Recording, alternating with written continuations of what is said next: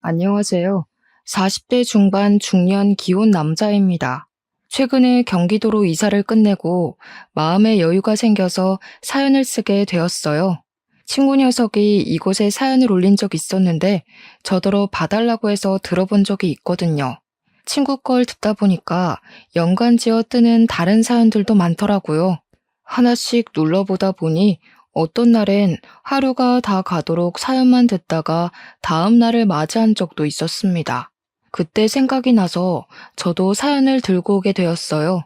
제 일이 좀 무거운 이야기라서 함부로 떠들 수는 없고 이곳이 적당한 것 같더라고요. 어떻게 쓰는 건지 방법은 여전히 잘 모르지만 그저 아저씨 얘기라고 생각하고 들어주셨으면 합니다. 제게는 늘 감사한 두 명의 자식이 있습니다. 그중 유독 아픈 손가락인 아들이 하나 있는데요. 저는 일찍이 아내와 사별하고 10년간 아내를 잊지 못해 그리워하면서 산 사람이에요. 아내가 남기고 간 유일한 보물인 우리 아들과 단둘이 버티며 살아갔죠. 아내가 떠나자마자 삶을 포기하고 싶을 만큼 슬픔을 감당해야 했던 제게 유일한 인생 목적이 되어준 건 바로 제 아들입니다. 저와 아내 사이에 자식이 없었다면 저도 아마 고민 없이 아내를 따라갔을지도 몰라요. 아내가 두고 간 소중한 아들만큼은 엄마 없는 슬픔을 덜 느끼게 해주고 싶어서 정말 악착같이 일을 했고 그렇게 일하다 보니 저의 사업은 대성공하게 되었죠. 직진만 했을 뿐인데 다행히도 행운이 저를 따라주더라고요. 덕분에 저는 아들을 전폭 지원하며 키우는 데에 무리가 없을 만큼 벌이를 했고 다행히 아들도 바람직하게 커졌습니다. 그동안은 시골 부모님 댁에 아이를 맡긴 뒤 아이 유치원 때쯤 제가 데려와 손수 육아를 했어요. 근데 문제가 제가 출근을 할 때는 아들 밥을 챙겨줄 수 있지만 퇴근을 할 때는 아들 끼니를 챙기기가 어렵더라고요. 그래서 초반에는 베이비시터를 둬야 하나 생각을 했습니다. 어린 아들을 무릎에 앉혀놓고 의견을 물었더니 아들이 처음 보는 사람은 싫다고 해서 따로 시터 고용은 안 했어요.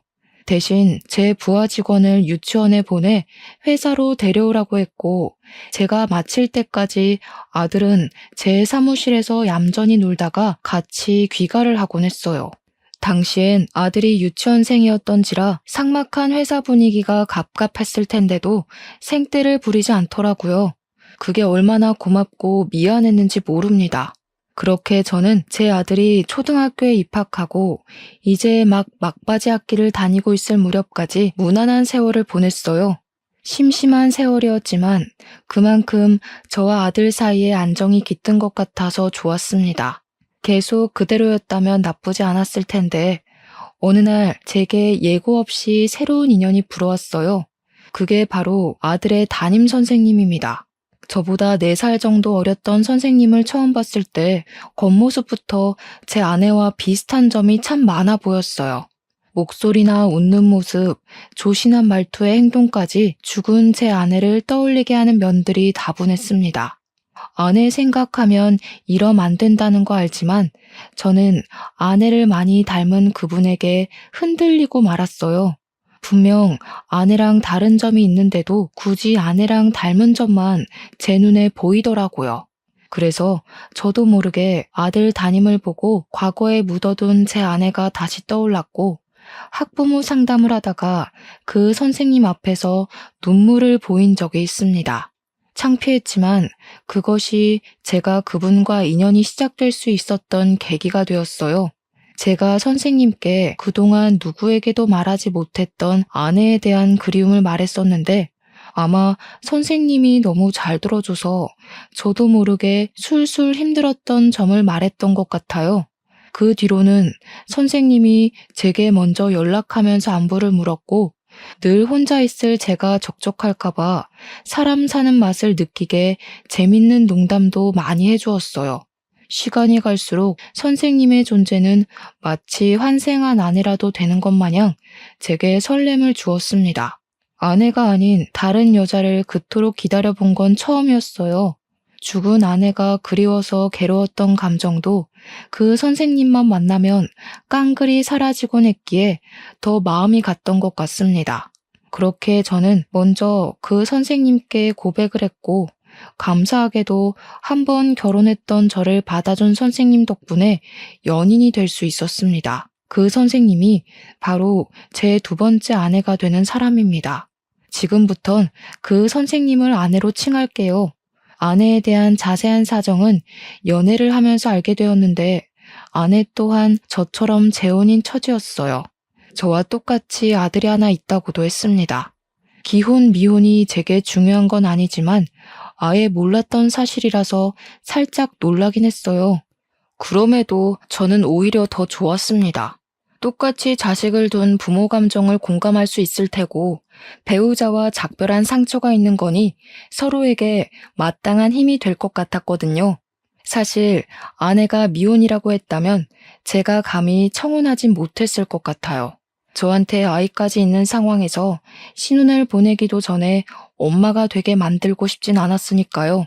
근데 아내한테도 저희 아들과 겨우 2살 차이인 아들이 있다고 하니 제 아들에게도 또래 형제가 생기는 셈이라 괜찮을 거라고 생각했습니다.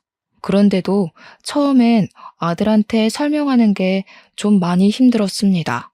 제가 재혼 얘기하자마자 아들이 저보고 그냥 결혼 안 하면 안 되냐고 하더라고요. 아빠가 결혼 안 했으면 좋겠어? 왜? 아빠 생각에는 우리 아들한테 엄마가 있으면 참 좋을 것 같다고 생각하는데 학교 선생님이라서 그래? 그것도 그렇지만 그냥 별로야. 나는 아빠만 있어도 돼. 엄마 없다고 슬펐던 적 한 번도 없어. 지금처럼 나랑 둘이 살자.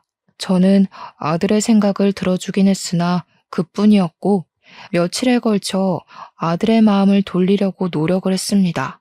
아들이 좋아하는 피규어 선물도 해주고 맛있는 것도 사주고 아들의 학습도 많이 들여다봐줬어요. 하고 싶다는 레고 학원도 보내주었고요. 그리곤 그럴 때마다 슬쩍 아내 얘기를 꺼냈습니다. 아들은 결국 레고 학원 등록 덕분에 저와 아내의 관계를 허락해줬어요. 그 결정이 얼마나 힘들었을지 알기 때문에 그날 저는 아들에게 진심으로 고맙다고 꼭 안아주면서 표현했습니다. 그렇게 저는 아내에게 청혼을 했고 저희는 살림을 합치게 되었어요. 고맙게도 아내의 아들은 저더러 바로 아빠라고 해주더라고요. 아내 아들은 낯가림이 덜한 편인 것 같았습니다. 반대로 저는 아들이 저와 아내의 사이를 허락해줬다고 해서 아내를 바로 엄마로 받아들일 거란 기대는 안 했어요. 역시나 아들은 자기 담임 선생님을 갑자기 엄마라고 부르려니까 많이 낯선 것 같더라고요. 게다가 없던 동생이 생긴 것도 좀 불편해했고요. 저희 아들이 낯을 많이 가리는 편이라는 건 이미 베이비시터 싫어할 때부터 느끼긴 했습니다. 당연히 재혼 가정에선 자식들이 가장 적응 못하는 게 당연한 거란 말을 들었기에 아들에게 따로 잘 지내보라고 강요하지도 않았어요.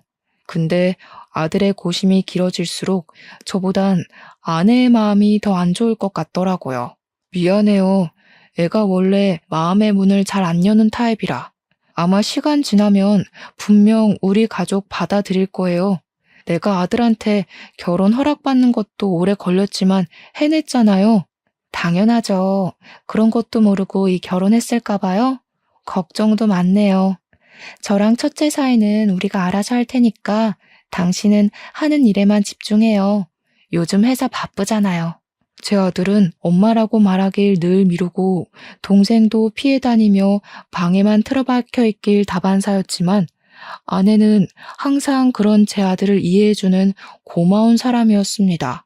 아내와 재혼을 하기 전만 해도 저는 아들밖에 모르고 아들만을 위해 사는 사람이었는데 아내를 만나고 나서부턴 저 또한 누군가에게 오랜만에 챙김을 받으니까 노고가 확 풀리는 느낌이더라고요.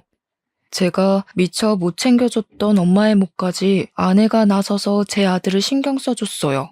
저는 그게 항상 분에 넘치게 고마워서 아내에게 더 잘했습니다.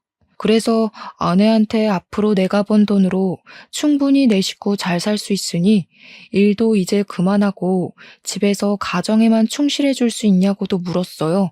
제가 용돈이랑 생활이 줄 거고 집안일도 절대 관여하지 않겠다고 자유롭게 지냈으면 좋겠다고 권유를 했거든요. 그러니 다행히 아내가 좋다고 해주더라고요. 자기 커리어를 과감하게 버려야 하는 부분이기도 한데 아내는 흔쾌히 우리 가족을 선택해 주었습니다. 아내는 정말 마음씨가 좋아서 혀를 내두를 정도로 제게 내조를 했어요. 제가 그날부터 배달 음식으로 점심을 먹지 않고 아내가 싸주는 도시락을 먹었잖아요. 고생하는 것 같아서 이렇게까지 안 해도 된다고 해도 아내는 그저 좋아하는 만큼 해주고 싶은 거라며 말도 참 예쁘게 했습니다. 저만 경제활동 시키는 게 미안하다면서 제가 움직이는 시간엔 아내도 움직이고자 노력하는 모습을 보여주는데 얼마나 사람 좋아 보이고 사랑스러웠는지 몰라요. 제게 행복은 아들이 전부였는데 그 틈새를 비집고 들어온 색다른 모양의 행복 덕분에 저는 살아갈 맛이 더 풍부해진 기분이었어요. 아들만 마음의 문을 열어준다면 우리 가족은 생기 가득 화목할 준비가 얼마든지 된 상태였어요. 그리고 드디어 외식 참여나 가족 모임 일절 안 하던 우리 아들이 어느 순간부터 변하기 시작하더라고요. 아들은 가족 일에 참여도 잘했고 아내나 동생을 보면 인사도 잘했습니다. 너무 고마워서 아들에게 따로 용돈을 더 주기도 했어요. 이제 다 되었다고 생각했습니다. 우리가 차차 가족으로 융화가 될 테니 더 행복해질 일만 남았다 싶었어요. 그런데 예상치 못하게 슬슬 비운이 찾아오더라고요. 그런 안 좋은 기분을 느낀 시기는 제 아들이랑 둘째가 나란히 방학을 했을 때 처음 느꼈습니다. 그 시기에 비운을 상상도 못했을 만큼의 축복을 먼저 받았거든요. 제 아내가 임신을 했던 시기였고 산부인과에서 정확히 검진까지 받고 온 날 저희 가족은 소고기로 외식을 했었어요. 역시나 착한 아내는 잘 먹지도 않고 아들들을 챙기기 바빴습니다. 제가 애들 그만 챙기고 당신 먹으라고 해도 아내는 그저 애들 먹는 것만 봐도 배부르다며 웃는 예쁜 사람이었어요. 하필 그런 상황에서 의외로 제 아들이 다시 가족과 멀어지고 있음을 느꼈습니다. 아들이 갑자기 저랑 눈이 마주치면 바로 피하고 화장실 가다 마주쳐도 바로 피하길 반복했어요. 그게 반복되다 나중에는 퇴근하고 제가 집에 들어오면 인사도 안 하고 방으로 들어가선 제가 잠자리에 들기까지 방에서 꼼짝도 안 했어요. 아내랑 둘째는 갈수록 밝아져 가는데 제 아들만 갈수록 어두워지는 것 같아서 무슨 말 못할 고민이 있나 좀 걱정이 되더라고요. 저는 일을 다니는 사람이니까 집 사정을 잘 모르거든요. 아내가 어련히 알아서 잘하니까요. 근데 우리 가족에 조금씩 융화되고 있는 것 같던 아들이 한순간에 다시 초기 때로 원상복귀된 모습 같아서 궁금할 수밖에 없었습니다. 아내한테 첫째 요즘 무슨 일 있냐고 물어봐도 아내는 심각한 고민 아니라고만 얘기를 했어요. 한참 사춘기잖아요. 저럴 땐 그냥 내버려 둬야 돼요. 저번에 제가 밥 먹으라고 한마디 했다가 애가 놓고 좀 하라고 얼마나 큰 소리를 치던지. 시컵한 뒤로는 저도 첫째가 많이 조심스러워요. 아무래도 사춘기가 심하게 온 것 같아요. 아내에게 물어도 사춘기라는 답 말고는 별달리 뾰족한 정보는 없었습니다. 결국 제가 직접 아들이랑 말해보는 게 좋을 것 같아서 한날 아들 방에 들어갔는데요. 아들 방도 결혼하기 전에는 많이 들락날락했는데 결혼하고 나서는 거의 들어가 본 적이 없어서 오랜만이었습니다. 들어가니 아들은 한참 공부를 하고 있었어요. 제가 들어가도 누가 방에 들어왔는지 확인도 안 했고 오히려 더 책에만 눈을 박았더라고요. 그게 꼭 아무랑도 말하기 싫다는 의사표시로 보였습니다. 공부를 방해하면 안 될 것 같았지만 당시 시간을 잘 낼 수 없던 저는 시간이 난 김에 아들과 대화를 하고 싶었어요. 제가 조심스레 아들에게 말을 걸자 아들은 저를 의외의 인물 보듯 눈을 끔뻑거리며 쳐다봤어요. 아, 아빠였어? 하는 물음마저 저를 의문스럽게 만들었습니다. 아빠가 너무 오랜만에 아들 방 찾아왔지? 그동안 바빠서 인사도 잘 못했네. 아빠인 줄 몰랐어? 혹시 엄마 기다린 거야? 아니, 정신 나갔다고 그 아줌마를 기다리겠어? 나 그 아줌마 싫어. 제발 내 방에 함부로 좀 들어오지 말라고 해. 그리고 나 이제 밥도 따라 먹고 싶어. 그 아줌마 가식 떠는 거 보기 역겨워. 아들이 망설임 없이 아내를 아줌마 취급하며 욕을 하는데 그런 아들에게 오히려 제가 서운함을 느꼈습니다. 좋아져가는 가정 분위기에 찬물을 끼얹은 아들이 밉기도 했고 아들이 조금씩 아내랑 둘째를 받아들이는 줄 알았는데 사이가 더 틀어져 버린 것 같아 실망하기도 했기 때문이죠. 그래도 최대한 화는 내지 않으려고 했습니다. 아들에게 차분차분 엄마라는 존재를 이해시키려고 애를 썼어요. 엄마랑 동생도 다 너처럼 우리가 낯설어. 너만 그런 거 아니야. 그런데도 엄마랑 동생은 너를 아들로 인정하고 형으로 대해주잖아. 근데 왜 넌 노력조차 안 하려고 해? 누가 처음부터 서로가 마음에 들고 잘 맞겠어? 그런 건 피가 섞였다고 해도 어려운 거야. 엄마가 양보하는 것처럼 너도 좀 배려해주면 안 되겠니? 저는 나름대로 아들의 마음을 다치게 하지 않으려고 안간힘을 쓰며 조심스레 말했습니다. 그런데 오히려 그것이 사춘기인 애한테 부작용을 일으킬 줄은 몰랐어요. 아들은 제 노력에도 다짜고짜 짜증을 내며 아내가 무섭다고 말했던 것처럼 성질을 부렸어요. 아빠, 저 아줌마한테 진짜 넘어갔어? 우리 엄마 벌써 다 잊은 거야? 저딴 게 무슨 엄마라고.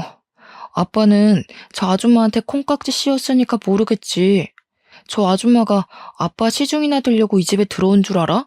아들이 저한테 대든다고 목청을 높이는 바람에 거실 밖에 있던 아내랑 둘째가 놀라서 들어왔어요.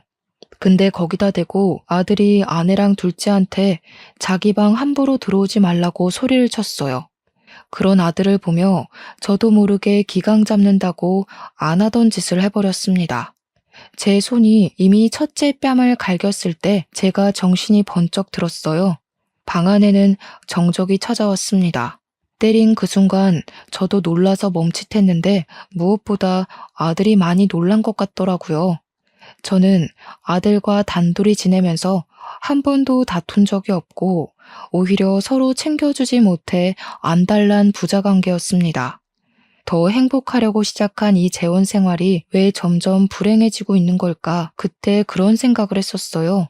제가 아들에게 아무것도 못해주고 있을 때 아내가 뒤늦게 첫째를 챙긴다고 쪼르르 다가가 아픈 곳을 살피면서 정적이 풀렸습니다. 여보, 아무리 그래도 애한테 손을 대면 어떡해요? 나 때문에 그런 거죠? 나는 괜찮다고 했잖아요. 애들은 당연히 받아들이는 시간이 더딘 건데 자꾸 재촉하면 어떡해요? 이 어린 걸 때릴 데가 어딨다고. 당신 이렇게 무서운 사람이었어요? 반항도 적당히 해야지. 잘못했으면 혼이 나야 되는 거야. 내가 너무 아들을 오냐오냐 키웠어. 이참에 말 안 들으면 매 맞을 수 있다는 거 알았으니까 더는 안 기어오르겠지. 말이라도 아빠가 실수했다. 그 한마디 했다면 아들에게 상처를 덜 줄 수 있었을까요? 왜 당시 제 입과 마음이 자꾸 반대로 표현되는 건지 저조차도 저를 제어하기가 어려웠습니다. 그 와중에 아들은 눈물까지 보이면서 저를 원망스럽게 쳐다봤어요. 끝까지 자기는 잘못한 거 없다 의견을 굽히지 않더라고요. 아빠한테 실망이야. 아빠가 겨우 이 정도밖에 안 되는 사람인 줄 몰랐네. 처음부터 아빠를 믿는 게 아니었어. 아빠는 저런 가짜 가족 끼고 웃음이 나올지 모르겠는데 나한테까지 아빠 감정 요구하지 마. 제가 아들에게 실망했듯 아들도 제게 많이 실망한 듯해 보였습니다. 아들은 자기 편 들어주는 아내를 뿌리치고 둘째까지 고의적으로 밀어버리며 방을 박차고 나갔습니다. 그 뒤부터 아들과 저는 생전 처음으로 남과 같은 사이가 돼버렸죠. 아들과 같은 곳을 바라보고 있는 줄 알았는데 사실 저 아들은 중간 지점에서 겨우 한 번 접점이 있었을 뿐 그저 삐딱선으로 멀어지고 있었나 봅니다. 아들이랑 대판 싸운 뒤로 아들이 아예 저를 상종하려고 하지 않아서 사과할 기회조차 못 잡고 있었습니다. 그래도 저는 제가 나름 아들에게 먼저 손을 내밀고자 타이밍을 계속 놓치지 않고 있었어요. 그렇게 시간이 지날수록 아들에 대한 서운함은 다 사라지고 그저 제가 어른으로서 좀 더 포용적이지 못했다는 생각에 자책만 되었습니다.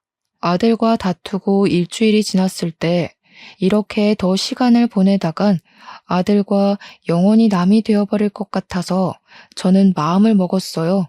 아들 방에 다시 한 번 더 들어가 보기로 결심한 거죠.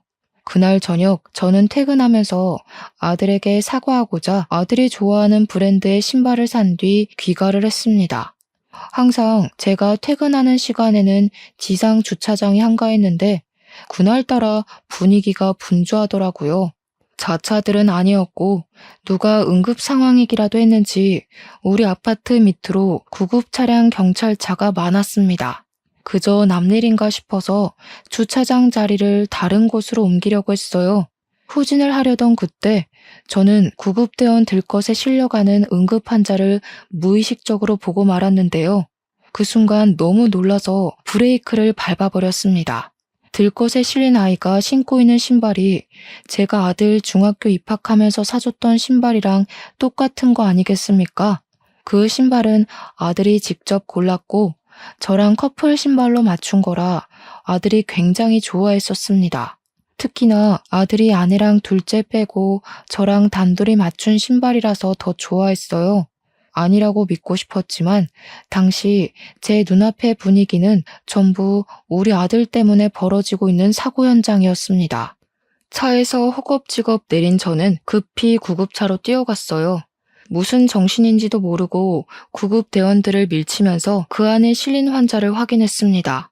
거기까지 뛰는 순간에도 제발 우리 아들은 아니길 바랬는데 미동도 없이 피로 칠갑된 그 어린아이는 제 아들이 맞더라고요. 우리 애가 맞는 걸 알고 저는 정신 나간 사람처럼 이성을 정말 놓아버렸습니다. 저를 뜯어말리는 구급대원을 붙잡고서 도대체 무슨 일이냐고, 애가 왜 이러냐고 아무 직원을 붙잡아 소리를 고래고래 질렀어요. 그 어떤 말도 침착하게 듣기 어려웠던 정신이어서 당시 구급대원이 뭐라고 얘기했는지 정확히는 기억이 안 나고요. 단지 추락사고로 추정된다는 그 말만 제 머릿속에 강력히 남았어요. 정확한 경위는 경찰에서 밝혀준다면서 저더러 보호자니까 일단 같이 가자고 하더라고요. 추락사고라니 이게 무슨 일인가 싶었습니다. 대체 왜 우리 아들이 어쩌다가 당장 모든 사실을 알아내고 싶었지만 제가 미처 그런 깊은 내막까지 파악할 정신은 없었습니다. 그저 피로 범벅된 우리 아들 손을 잡고 제발 목숨만 살려달라 그렇게 빌고 빌기만 했어요. 아들이 예전에 저한테 이런 가짜 가족이랑 살 바에는 죽는 게 낫겠다. 성인 되면 가족이랑 연 끊을 거다. 이런 소리를 한 번씩 했었는데 그것 때문에 스스로 나쁜 생각을 했던 걸까 싶었어요. 제 선에서 생각할 수 있는 최대한의 예측은 그것뿐이었습니다. 만약 그 사실이 맞다면 너무 준비도 안 된 아들한테 제 방식을 밀어붙인 것 같아서 죄스러웠어요. 자책에 빠져 있을 동안 어느새 병원에 도착했고 아들은 빠르게 수술 준비에 들어갔습니다. 그리고 그 뒤에 아내랑 둘째가 병원에 나타났어요. 아내랑 둘째는 당시에 장 보러 간다고 집에 없었다고 하더라고요. 그래서 저한테 늦게 연락받고 병원을 온 거였어요. 첫째 사고 소식에 엉엉 울던 아내도 많이 놀랐는지 수술실 앞에서 다리 힘이 풀려 쓰러져 버렸습니다. 태윤아, 대체 이게 무슨 일이야? 엄마가 아직 엄마 노릇도 못 해줬는데. 여보, 우리 태윤이 괜찮은 거 맞죠? 수술만 하면 다 괜찮아지는 거죠? 저는 오열하는 아내를 부축하면서도 위로를 해주지 못했어요. 이미 저도 아들 걱정에 정신을 차릴 수가 없었고 눈이 팅팅 부을 정도로 많이 울었으니까요. 아들이 사고 난 그날이 제 생에서 가장 괴로운 날이었습니다.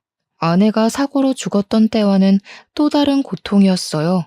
그런데요, 저랑 아내가 오느라 정신이 없어서 몰랐는데, 둘째가 가만히 저희를 지켜보고만 있더라고요.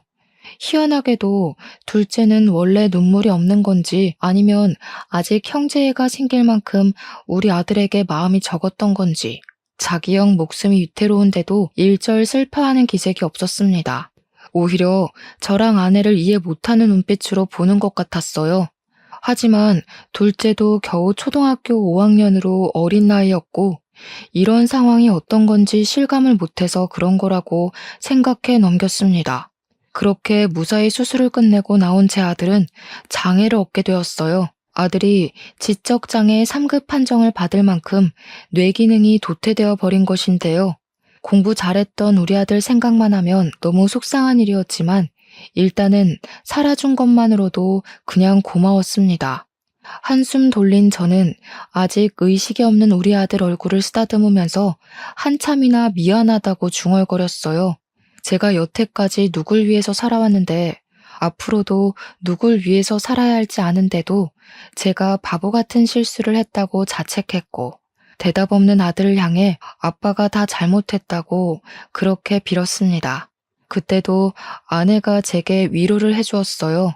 아들이 사고 난 건 제 탓이 아니니 너무 스스로를 탓하지 말라면서 아들이 깨어나면 더 속상할 거라고 말이죠.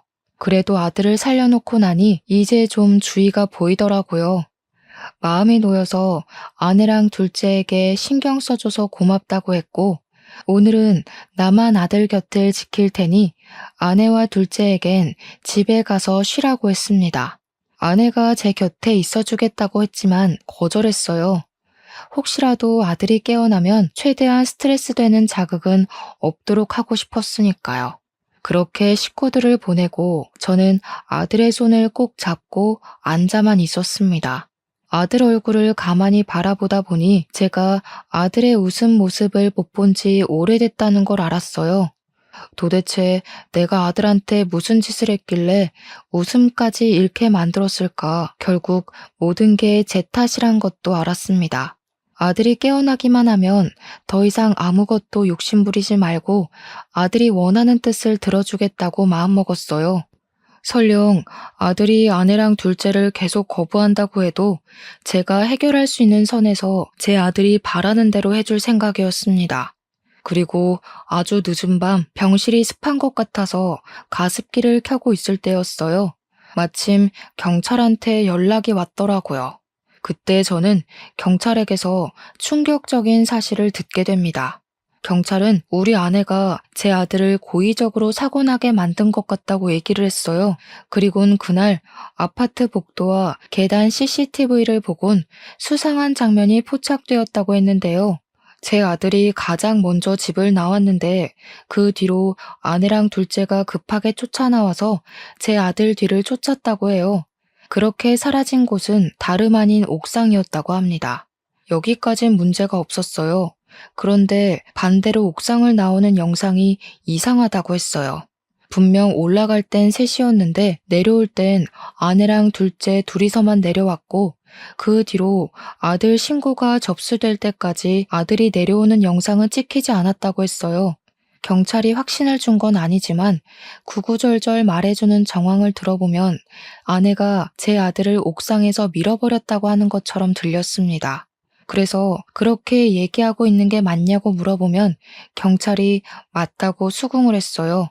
그 말을 듣자마자 충격을 받았지만 저는 경찰에게 그럴 리 없다고 착오가 있던 게 아니냐고 할 수밖에 없었습니다. 아내는 누구를 해할 사람이 아니었고 우리 아들을 무엇보다 친자식으로 보듬었으며 아들이 수술실 들어갔을 때도 실신할 것처럼 울기까지 한 사람이에요. 제3자가 봐도 제 아내는 아들에게 지극히 인정받고 싶어하는 새엄마, 아들의 사고를 친모만큼이나 슬퍼한 새엄마였을 뿐이라고요. 그런데 그렇게 마음 여린 제 아내가 아들을 옥상에서 밀어버렸다뇨. 그렇지만 또 증거라고 남겨진 영상이 수상하다고 아내를 조사 진행할 거라는 경찰을 어떻게 저지하겠습니까? 그리고 경찰 입에서 나온 또 다른 사람, 바로 둘째.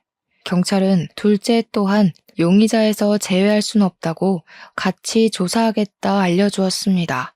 생각해보니 둘째가 형이 다쳤다는데 희한할 정도로 감흥 없어 보였다는 게 떠올랐어요. 제가 아는 둘째는 형이랑 친해지고 싶어서 늘 먼저 다가가던 애였습니다. 제 아들한테 퇴짜 맞더라도 다음날 또 제 아들 주위를 맴돌면서 같이 놀고 싶어 하던 아이였어요. 그런 귀여운 녀석이 정작 형이 다치니까 걱정조차 안 하는 게 이해하기 어렵긴 했었습니다. 그 시각 경찰이 제게 연락을 한 이상 아마 아내와 둘째는 경찰서에 연행이 되었을 겁니다. 그렇다면 집에는 아무도 없다는 뜻과 연결도 됩니다. 그 순간 저는 깜빡 잊고 있던 무언가가 탁 떠올랐어요. 서둘러 병실을 나와서 간호사한테 내 아들 좀 잘 부탁한다 말해놓고 경찰서가 아닌 집으로 향했습니다. 제가 찾는 건 바로 녹음기였어요. 아들이 사춘기 때문에 저랑 아내한테 반항하기 시작한 시점부터 제가 식구들 몰래 비치해뒀던 겁니다. 그땐 대체 아들이 아내한테 뭐라고 속을 썩이는 건지 알고 싶었고 제대로 가정교육하고 싶은 욕심 때문에 설치해 놓은 거였어요. 근데 그 중요한 걸 정작 일이 바빠서 잊고 있다가 이제야 떠올리게 됐지 뭡니까? 집에 도착한 저는 급히 아들 책상 밑에 붙여놓은 녹음기랑 거실의 소파 밑에 숨긴 녹음기까지 2개를 다 꺼냈습니다. 배터리는 달아 있었지만 녹음된 시간이 아주 길어서 웬만큼 상황은 다 들어있었어요. 저는 부디 상황이 더 악화되지 않길 바라면서 재생 버튼을 눌렀습니다. 아빠가 너 말 믿어줄 것 같니? 네 아빠는 이미 네 엄마 따위 잊어버렸어.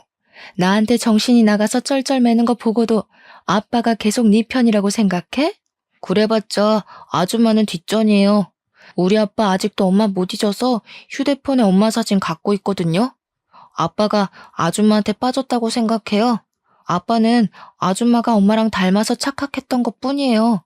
저는 보자마자 눈치챘는데 어른이 돼서 그런 것도 몰라요? 보기보다 골이 비셨네. 아들의 막말 뒤로 무슨 둔탁 소리가 잠깐 났는데 그건 아마 아내가 아들의 뺨을 친 것 같았습니다. 조그만 게 되게 건방지네. 뚫린 입이라고 함부로 짓거리지 마. 그래봤자 네 아빠 잘못되면 내가 재산 상속 1순위야. 그때 돼서 잘못했다고 사정하지 말고 지금부터 엄마라고 해. 엄마 같아야 엄마라고 하지. 아빠 돈만 노리는 불려우 주제에. 아빠가 아줌마 실체 알면 바로 아줌마 버릴걸요? 멍청한 아줌마 때문에 자식까지 뭔 고생이야? 쟤도 남의 집 아빠한테 아빠라고 부르기 얼마나 싫겠어요. 저도 그 마음이에요. 아줌마같이 구토 나올 것 같은 사람한테 엄마 소리 아깝다고요. 녹음기에 녹화된 대화 내용은 제가 집에 있는 시간대 말고는 거의 살벌한 얼음판과 같은 분위기였습니다. 들을수록 제가 몰랐던 저희 가족의 실체가 서서히 수면 위로 떠오르는 것 같아서 너무 충격이었어요. 뿐만 아니라 녹음기 수명이 길었는지 아들이 사고 났던 그 당일에도 녹음이 되어 있더라고요. 나 임신한 거 알지? 네 아빠는 이미 너한테 마음 떴어. 앞으로 뱃속에 애까지 태어나면 네 아빠는 지금보다 더 너를 정신 나간 놈 취급할걸? 그러다 결국 호적까지 파이면 어쩌려고 그러니? 네가 잠자코 내 말 따르면 적어도 내가 너 버림받는 거 막아줄 수 있는데. 호적 파시던가요. 저도 아빠한테 말은 해볼게요. 아줌마가 아빠 재산 뺏으려고 벼르고 있다고 하면 아빠가 뭐라고 할지 궁금하네요. 우리 아빠 돈 욕심 부리는 사람 극도로 싫어하는 거 알려나 모르겠네. 어쨌든 녹음도 했으니까 아빠가 제 말을 안 믿진 않겠죠. 아들 말을 끝으로 투닥거리는 소리가 났는데 아무래도 아내가 아들에게 득달같이 달려들어 휴대폰 뺏으려는 소리 같았습니다. 휴대폰 가지고 갑자기 다툼이 벌어지는 것 보니 아들은 당시 휴대폰으로 아내의 실체를 녹음을 했던 것 같았어요. 어쩐지 경찰이 지난번에 아들 휴대폰이 없다고 혹시 봤냐고 물어본 적이 있었는데 그땐 그저 아들 사고 때문에 정신이 없어서 뭐든 생각할 겨를이 없었습니다.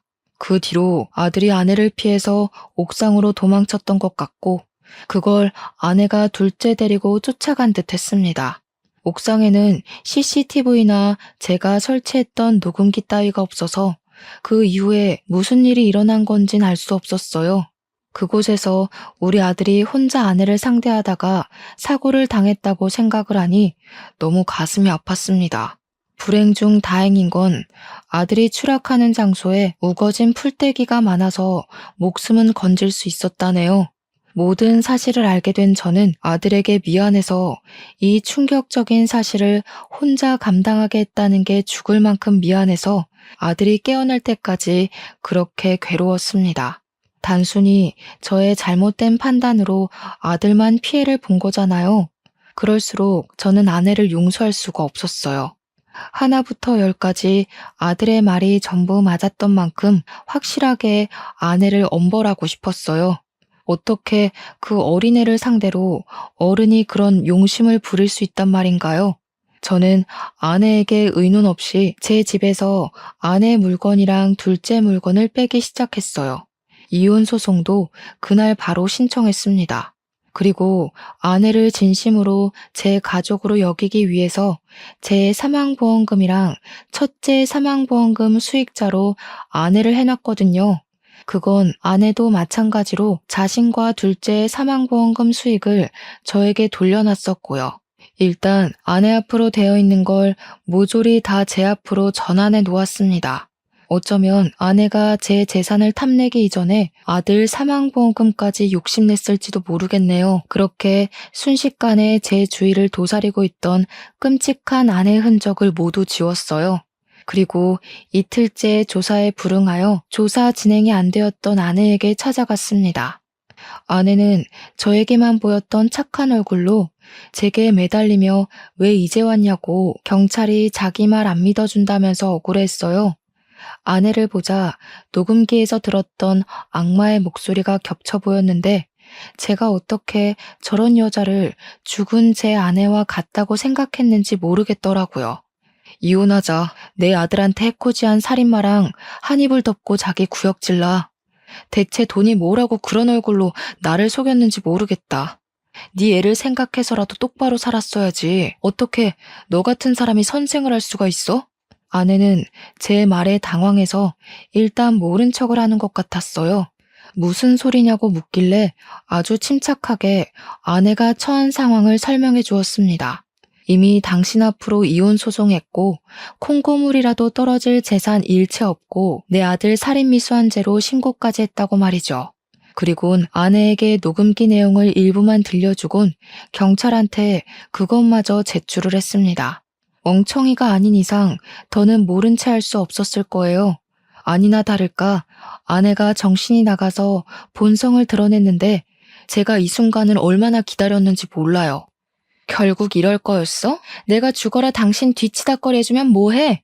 결국 당신 돈은 전부 그놈한테 갈 텐데. 그래서 내가 내 주머니 좀 챙기려고 했을 뿐이야. 그게 그렇게 잘못된 거야? 당신 사업체도 첫째한테 물려줄 생각만 했잖아. 내 아들이 병풍되게 생겼는데 그거 가만히 있을 엄마가 어딨어? 목소리 안 줄여? 뭘 잘했다고 큰 소리야. 겨우 이런 사람을 내 아들 엄마 시키려고 했던 게 쪽팔린다.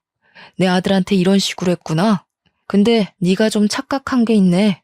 내 아들 말대로 넌 나한테 본처 대행일 뿐이었어. 네가 본처랑 좀 닮은 것 같아서 혹했던 거야. 너 볼 때마다 사별한 아내 생각 많이 했거든. 그건 고맙다. 네 껍데기 덕분에 가끔씩 아내랑 같이 있는 기분이었거든. 거짓말하지 마. 진짜 나한테 진심이 없었다고? 그런 사람이 나를 임신시켜? 그럼 당신은 좋아하지도 않는 여자 임신시키는 쓰레기야? 지금 나 매도하는 건 뱃속에 우리 아이까지 위협하는 거야. 잘 생각하고 판단해. 고의적으로 피해주는 사람도 있는데 실수하는 사람이라고 없을까? 걱정 마. 애 태어나면 네가 엄마 할 일은 없을 거야. 그 애 엄마는 네가 아니라 죽은 내 아내로 할 거거든. 애도 전과자 엄마는 창피해서 싫어할걸? 차라리 세상을 떴다고 하는 편이 아름답지. 아내는 자기 아이 빼앗길 통보를 받자 제정신을 놓고 저한테 달려들었습니다. 경찰이 바로 말리긴 했지만 저도 아내 머리채를 잡아서 떨어뜨려 놨어요. 차마 임신한 사람을 패대기 칠 수는 없겠더라고요. 애는 태어나는 순간 제가 친권을 가져갈 것이고 어차피 백수에다 범죄자 주제에 아내가 아이를 키울 순 없을 겁니다. 그리고 우리 둘째는 비록 제 아들 사고를 방관한 공범이라 볼 수도 있겠지만 둘째도 제겐 아들이에요. 엄마 잘못 만나서 잘못된 길로 빠지도록 내버려 둘 순 없어서 제가 데려오기로 했습니다. 그렇게 아내가 징역살이 중 출산을 했고 출산한 아이는 18개월이 지나서 예정대로 제 품에 돌아오게 되었어요. 사랑하는 제 아들은 지적장애 상급임에도 지능이 12살 정도라서 생활하는 데는 큰 문제가 없었어요. 다만 이걸 다행이라고 봐야 하는 건지 모르겠으나 기억상실증에 걸렸습니다. 아들이 저는 기억을 하지만 전처의 존재를 전혀 기억하지 못하더라고요. 그래도 아들에게 저와 좋았던 기억만은 남아있는지 저를 볼 때마다 싱긋싱긋 웃습니다. 그게 얼마나 마음이 찢어지는지 제가 남몰래 돌아서서 눈물을 훔치기도 해요. 저는 이걸 하늘이 준 기회라고 보려고요. 아들의 아픈 기억을 도려내줬으니 이젠 더 좋은 추억을 아들에게 선물하라는 뜻으로 말이죠. 아, 그리고 아내가 징역살이하러 들어가고 한 달쯤 됐을 때 아내의 전 남편이 저를 어떻게 알아냈는지 직접 연락 왔었어요. 전처에 대해서 제가 전혀 몰랐던 얘기를 하더라고요. 그 사람이 어디 가서 또 그런 짓 하고 있는 줄은 몰랐는데 근래에 감옥 갔다는 소식 듣고 수소문했다가 연락드렸어요. 사실 그 여자 정신적으로 문제가 많은 사람이에요. 저랑 결혼했을 때 중간에 분노 조절 장애랑 리플리 증후군 판정을 받았었거든요. 듣자 하니 전처는 정신 이상이 너무 심해서 정신과 약을 복용해야 할 정도였는데도 불구하고 정신과 병원을 방문하게 되면 자기 선생 직함 날아간다고 절대 병원을 가지 않았고 그래서 누적된 상태가 결국 심한 병으로 도졌다고 합니다. 리플리 증후군이란 소리는 전처 때문에 처음 검색을 해서 알아봤어요. 이런 사람들은 앞뒤 다른 모습은 기본이고 자신이 거짓말로 꾸미는 세상을 진짜라고 믿는 사람들이래요. 그래서 전처가 저한테 그렇게 거짓말을 잘 친 거였습니다. 저랑 살면서 보였던 말도 안 되는 모습들은 이미 전처 전 남편도 똑같이 겪은 사실이더라고요. 심지어 전 남편이랑 살 때는 분노 조절 장애가 더 도드라져서 이혼 전에 신혼집에 있던 TV도 부시고 시계나 눈에 보이는 살림살이 등을 거의 박살냈다고 하네요. 저와의 결혼 생활을 그리 길게 하지 않았던지라 아마 제 앞에선 감출만큼 버틸 수 있었나 봅니다. 전 남편한테서 전처의 모든 실체를 알고 나니 제가 안 보는 사이 그 여자가 얼마나 우리 아들을 다그치고 때렸을지가 상당하더군요. 그나저나 전처의 전 남편이 저를 찾아온 이유는 전처의 실체를 밝히는 것 외에 또 다른 이유가 있었습니다. 저희 둘째 얘기를 하더라고요. 자기도 그 정신 나간 여자한테서 자기 친아들을 데려오고 싶었는데 그때 전처가 악바리를 써서 친아들의 양육권을 가져갔었다고 해요. 선생이란 직업 때문에 당시 백수였던 자신은 전처에게 양육권을 한순간에 뺏겼다고 합니다. 자기가 최대한 법원에서 전처의 정신질환을 고백하고 증언했지만 정신과 진료 기록이 없어서 받아들여지지 않았다고 하네요. 그래서 자기는 여태 친아들을 잊지 못했고 항상 둘째 학교 근처를 기웃거렸다고 합니다. 근데 어느 순간 그 선생이었던 그 여자가 일을 그만두고 둘째도 같이 사라졌대요.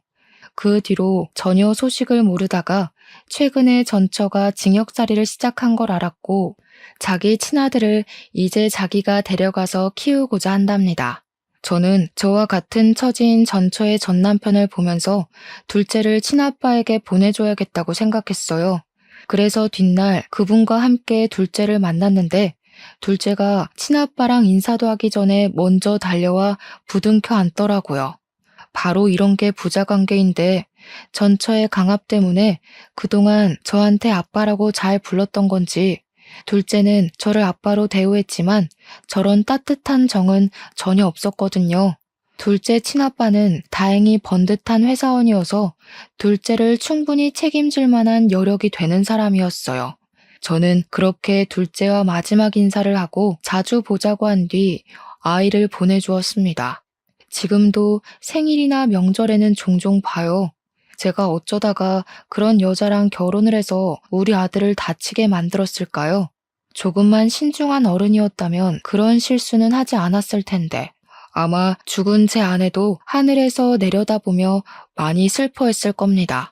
다들 저보다는 현명하시겠지만 재혼할 때 자식이 있다면 꼭 신중하게 알아보셨으면 해요. 저는 그 여자가 선생님이라는 직업 때문에 단번에 신뢰를 해버렸어요. 선생이니까 우리 아들한테 더 잘해줄 거라 생각했는데 믿었던 만큼 배신감이 너무 크네요. 오로지 저 때문에 우리 아들은 평생 장애를 짊어져야 되는 인생을 얻었잖아요. 그 자체가 여전히 저를 괴롭게 합니다. 글을 쓰는 지금 이 순간에도 저는 계속 고통스럽지만 그래도 조금이나마 숨통을 열고자 사연으로 올려보네요. 앞으로 저는 평생 아들에게 사죄하며 살 거고 내 모든 건 아들의 것이고 제 목숨을 갈아서라도 우리 아들을 행복하게만 해줄 것을 이곳에다가 각서를 쓴다는 느낌으로 적습니다. 글을 마치는 이 시점에도 제 아들은 또 저를 보며 방긋 웃고 있네요. 아들이 요즘 퍼즐에 잔뜩 빠져 있는데 내일 오후에 교보문고 가서 퍼즐 사주기로 했거든요. 이제 그만 아들과 우리 막내 아기랑 저녁을 챙겨 먹어야 될 것 같습니다. 사연 들어주셔서 감사합니다.